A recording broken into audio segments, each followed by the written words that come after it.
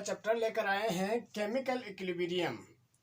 Chemical equilibrium के आज हम इंट्रोडक्शन करा देते हैं, जिसमें इरिवर्सिबल और रिवर्सिबल के बारे में और उन दोनों के दरमियान डिफरेंस आपको बता देते हैं और आखिर में इन दोनों के डिफरेंस आपको लिखवा देते हैं।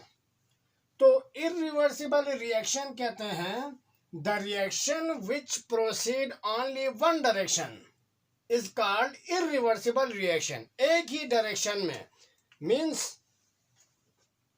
Left to right, left to right. वो रिएक्शन जो लेफ्ट टू राइट जाए उनको कहते हैं इरिवर्सिबल रिएक्शन।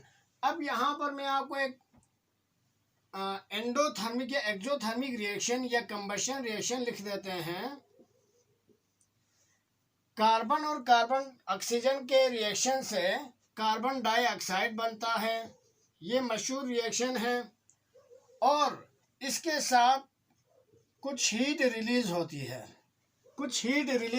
है, तो इन दोनों के रिएक्शन से कार्बन डाइऑक्साइड बनने के साथ साथ हीट रिलीज हुई, यानी कि सिस्टम से बाहर निकल गया। ठीक, अब कार्बन डाइऑक्साइड में से हीट निकल जाने की वजह से अब ये वापस नहीं आ सकता। ठीक, रिएक्टेंट से प्रोडक्ट में चला गया और प्रोडक्ट से रिएक्टेंट में वापस नहीं आएगा, उनको कहते हैं ओनली वन डायरेक्शन।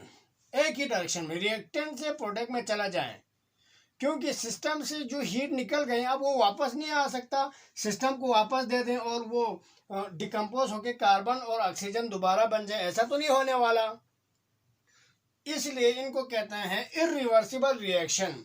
रिएक्टेंट से प्रोडक्ट बन जाए, प्रोडक्ट से रिएक्टेंट ना बने। एक ही डायरेक्शन का मतलब left to right. Left to right यानी कि हमेशा रिएक्टेंट राइट पे लिखते हैं, लेफ्ट पे लिखते हैं, और प्रोडक्ट राइट पे लिखते हैं, इसलिए लेफ्ट टू राइट। फिर राइट से लेफ्ट वापस नहीं आएगा। ये सारे रिएक्शंस इरिवर्सिबल रिएक्शंस कहते हैं, और उसके कुछ कैरेक्टरिस्टिक्स हैं। Characteristics of irreversible reactions.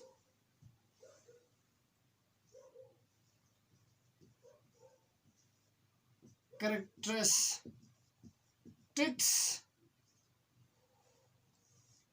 इसमें सबसे पहले they are fast reaction.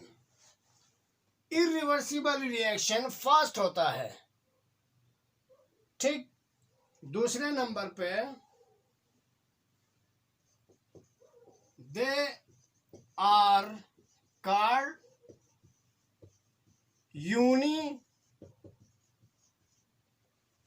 Directional reaction. Unidirectional reaction, एक ही डायरेक्शन में जाने वाले रिएक्शंस। तीसरे नंबर पे देयर इज नो इक्विलिब्रियम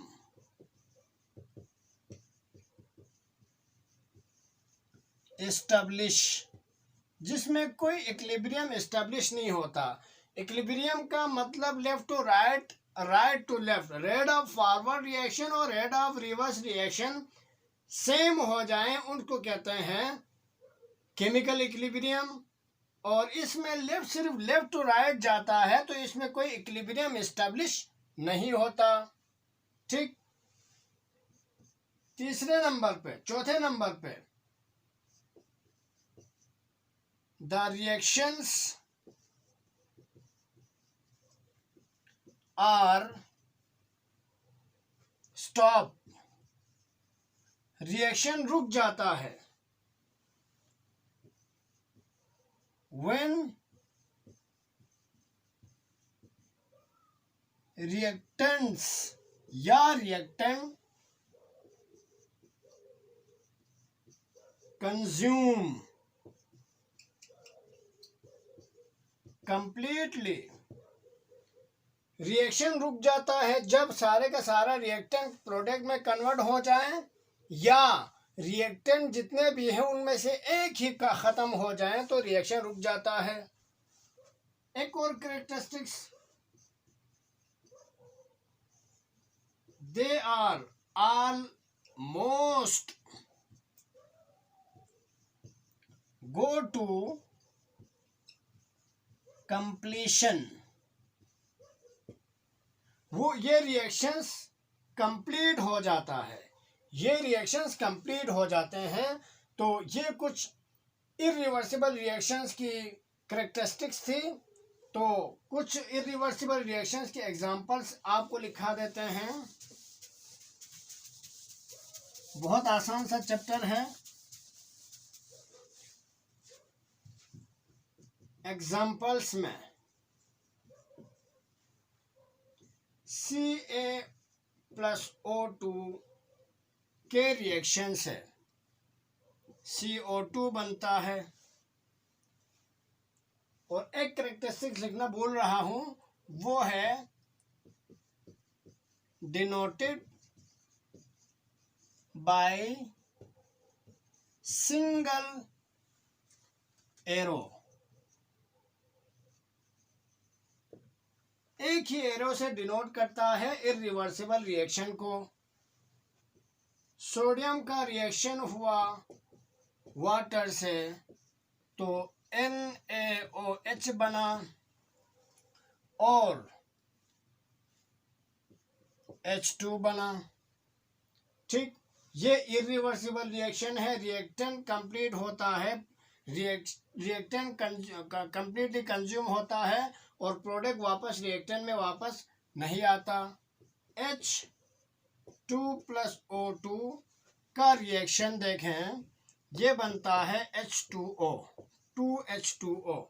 ये सिस्टेमेटिक कोएफिशिएंट लगा लेते हैं बैलेंस केमिकल रिएक्शन के लिए। ठीक, इसके अलावा आप जितने भी कंबशन रिएक्शंस है, एंडोथर्मिक रिएक्शंस है, और अगर रिएक्शन ओपन सिस्टम में हो जाएं तो ये सारे के सारे रिएक्शन इरिवर्सिबल रिएक्शंस हैं। अब आते हैं रिवर्सिबल रिएक्शंस पे। रिवर्सिबल रिएक्शंस, इसी में आप इन्हीं पॉइंट से आप डिफरेंस भी लिख सकते हो। हम यहाँ पर लिखते हैं reversible reaction, the reaction which proceed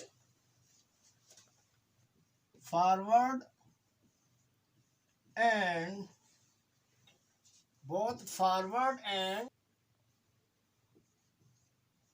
reverse direction। वो रिएक्शन जो फॉरवर्ड और रिवर्स डायरेक्शन में प्रोसीड हो जाएं, ऐसे रिएक्शंस को कहते हैं reversible reaction, RR, reversible reactions. ठीक, इसमें मशहूर ज़माना एग्जाम्पल है H2+N2 का रिएक्शन हुआ तो ऊपर वाला एरो का मतलब रिएक्टेंट प्रोडक्ट में कन्वर्ट हो गया, NH3 बना। यहाँ पर 2, यहाँ पर 3 लगा लिया। ठीक, अब ये रिवर्सिबल रिएक्शन है, प्रोडक्ट रिएक्टेंट में वापस कन्वर्ट होता है, तो ये नीचे वाला एरो।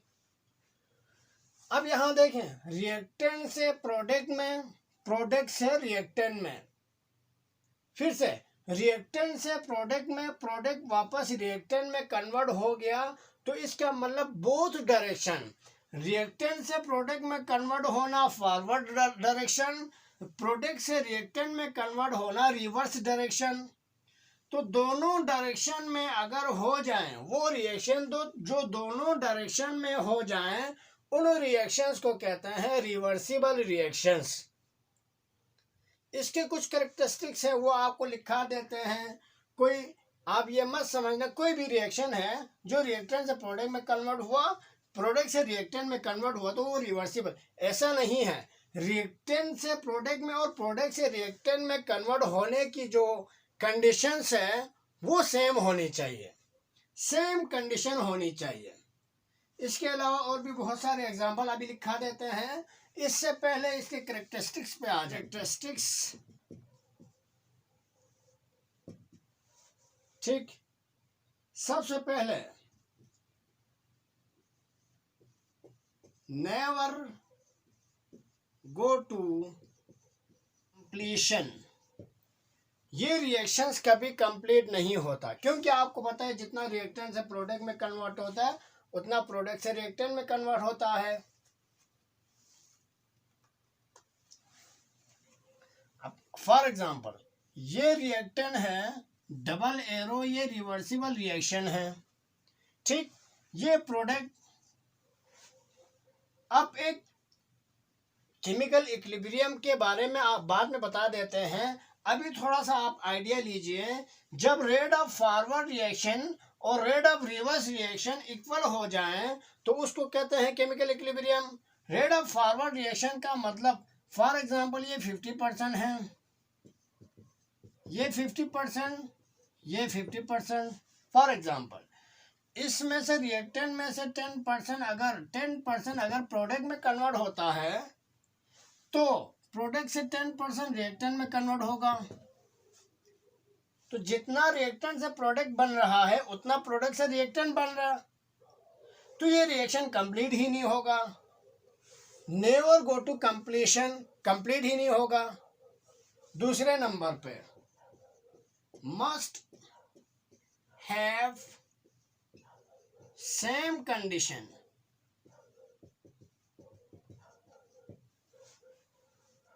रिएक्टेंट से प्रोडक्ट में जिस तरह जाता है उसी कंडीशन में प्रोडक्ट से रिएक्टेंट में आना चाहिए। फॉर एग्जांपल एक रिएक्शन हम करा रहे हैं जिसमें हमने कोई भी कैटलिस्ट डाल दिया और टेम्परेचर जितना भी रखा, प्रेशर जितना भी रखा, ठीक, इन्हीं कंडीशन में प्रोडक्ट से रिएक्टेंट में आना चाहिए। ऐसा ना हो कि थोड़ा सा कैटलिस्ट निकाल दो या टेम्परेचर कम करो बढ़ाओ या प्रेशर कम करो बढ़ाओ, उस सूरत में फिर वो रिवर्सिबल नहीं होगा। सेम कंडीशन में रिएक्टेंट से प्रोडक्ट, उसी कंडीशन में प्रोडक्ट से रिएक्टेंट में कन्वर्ट होना चाहिए, तब उसको कहेंगे रिवर्सिबल रिएक्शन। तीसरे नंबर पे formation of product stop before finish the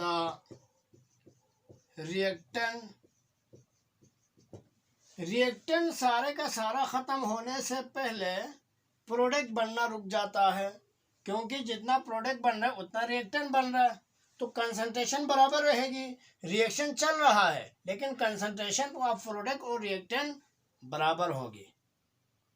reactant से प्रोडक्ट में कन्वर्ट होते हुए प्रोडक्ट की कंसंट्रेशन बढ़ेगी नहीं बल्कि बराबर रह जाएगी, ठीक। इसके बाद reactant does not consume completely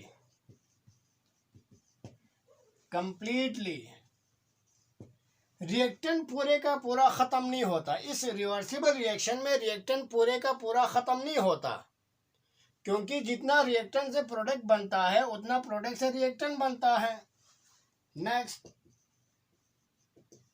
equilibrium must establish. Equilibrium इसमें बनता है। इक्विलिब्रियम का मतलब पहले बता दिया कि rate of forward reaction become equal to the rate of reverse reaction, तो यही तो होगा, इसी को इक्विलिब्रियम कहते हैं। Next, they are slow reactions. Reversible reaction slow होता है, ठीक। अब इसके कुछ एग्जांपल्स में आप जानते हैं कि SO2O2 double arrow, reversible reaction को डबल एरो से डिनोट करते हैं। ये भी उसकी एक करेक्टरिस्टिक्स है। आप नेक्स्ट पॉइंट करके लिखें, they denoted by double arrow. SO3 यहाँ पर 2 लगाया, यहाँ पर 2 लगाया। इसी तरह से H2 plus I2 double arrow HI। इसी तरह से PCl5 डबल एरो PCl3Cl2। इसी तरह इसके और भी बहुत सारे एग्जाम्पल्स हैं, वो आप लिख सकते हो। ये एग्जाम्पल बहुत मशहूर है, आपको याद भी आसानी से रह सकता है। 2NH3 यहाँ पर 3, ठीक। और एक और करेक्टरिस्टिक्स है, reversible reaction must be in close container. ये भी इसकी एक करेक्टरिस्टिक्स है। और इसके बाद इसके रिवर्सिबल इरिवर्सिबल में डिफरेंस आपको लिखा देते हैं। एक स्लाइड चलेगा, उसी से आप देख के लिखिए पॉज करके। आज के लिए इतना काफ़ी है। नेक्स्ट हम आगे बढ़ेंगे, लॉ ऑफ मास एक्शन को आगे बढ़ाएंगे। अल्लाह हाफिज़।